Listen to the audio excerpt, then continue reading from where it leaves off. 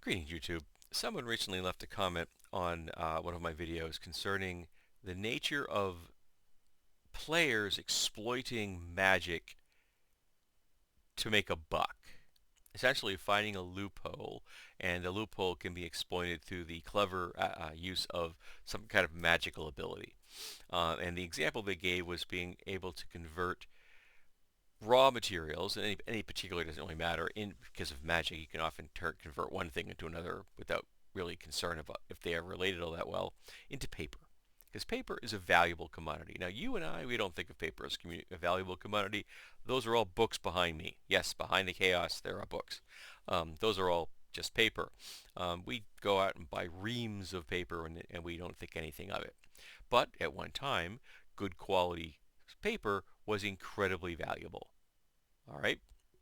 Because of that, if you had a source of good quality paper and you had a market, you know, that really frantically wanted it, you could make a lot of money in a very short order. Um, and I personally don't have a problem with somebody in a game finding a loophole and exploiting it. Because if now I personally would kind of say, okay, you want to have that thing be a permanent object, you're going to want to have to be able to have it connected to the thing it ends up as. So you just take a tree and use that magic to turn that, that log into paper. I think that would be perfectly acceptable. You're doing exactly what the paper making process does in our world. You're just speeding it up because you got magic. Now, you and I, right now, live in a conventional house like this. You can make paper. It's not that hard, really. You just take waste material, cardboard and paper, you make a pulp, you strain it, which you can use any kind of screen from a window to do, and you got paper. It's not great paper, but it's paper. Magic just rapidly speeds that up, and you end up with a better result. And I don't have a problem with people doing that in a game. But one of the things that I've noticed is that no one else has ever done it. So what do I mean by that? Well, when a set of gaming rules are presented to you, there are going to be ways to exploit those rules. There will always be ways. No one can write a set of rules and have conceived of every possible uh, situation that those rules can be applied to, or how the rules could, work with each other in a way that becomes even more dynamic. Because the more rules you have, it means that you now have greater levels of complexity and interconnections. You get the point. There's a guy I follow on YouTube named Spiffing Brit, and his joy in life is destroying video games. Not recoding them so much, but finding the exploits. Finding the exploits and then just winning in big, obnoxious, absurd ways. He's quite entertaining. He also drinks a lot of tea. Um, but when those rules exist, rarely do they exist without a setting for them. Very rarely do you find a set of rules that are divorced from a setting. And the most famous setting of all, of course, is the settings that were created for the Dungeons and Dragons game, high fantasy. I'm a big lover of high fantasy. I think they're cool. Um, but it seems like you've got this world of high fantasy, and then you've got this set of mechanics, and they don't seem to really interact well. Sometimes you'll see how magic interacts with the world that the setting's set in, but a lot of times you don't. Because if those clever players can find a way of converting raw materials into paper, why didn't somebody do that 1,000 years ago? Why isn't technology and magic the same thing? Now, I'm a big lover of the concept that magic is technology. I don't mind industrial magic. I think it's cool. I can remember a time in my life where carbon fiber was an incredibly rare and unusual substance, and people speculated how it might be used in the future because it had been a new material. Here's some carbon fiber, right there. It's doing nothing. It's just a knife scale. It's just cool. That's it. We've gotten to the point where an incredibly useful super material is now just added to something because it's cool. You don't need the carbon fiber here. You could have done this with micarta. You could have done this with G10 scales, and that's cool. Here's some here's some micarta right there. Okay, super easy to use, but people like cool, which is why the carbon fiber's here. By that same token, if magic can do something, people will find ways of using it in every conceivable manner, because that's how humans work. It's one of the big failings of Star Trek. They'll come up with a great idea, then they drop it for the next episode. No. That's not how engineering functions. Engineers will exploit every single thing they can possibly exploit with every single discovery that comes along. It's what they do.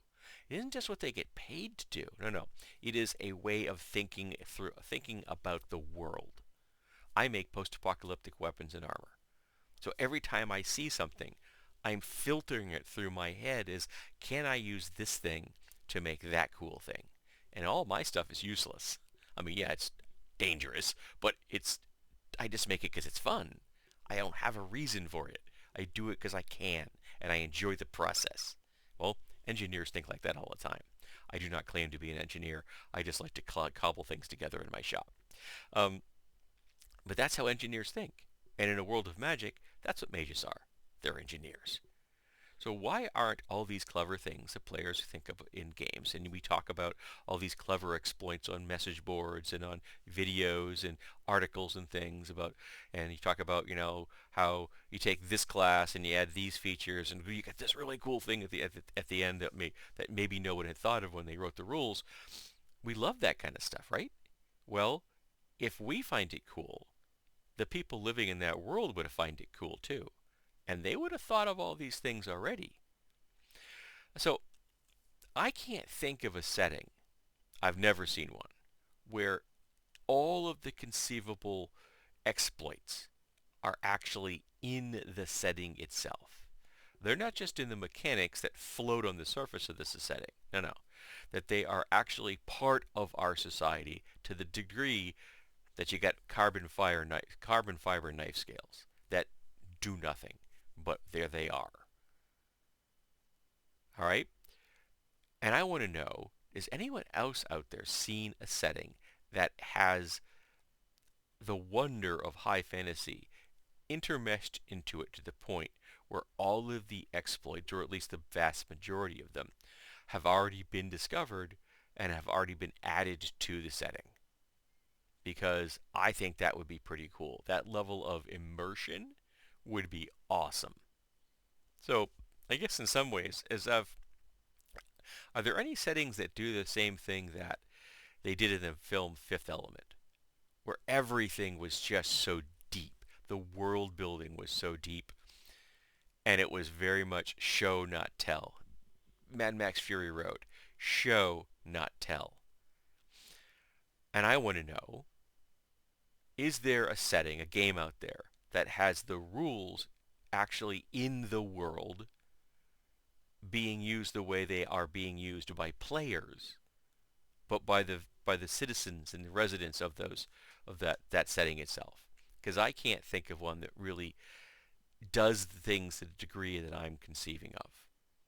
Yes, magic exists, or psionics, what have you, but I have rarely seen a setting that lets the residents of that world exploit the fabric of reality the way we humans have exploited the fabric of reality here. How many things in this room right now are run on electricity? Okay, we don't even think about it. And it's the same where you live.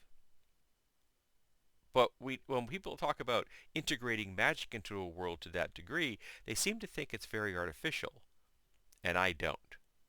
And I want to know if there's any other like-minded individuals out there who can point me in the direction of a setting that really is as deep as ours is, except instead of being run on electricity, it's being run on magic.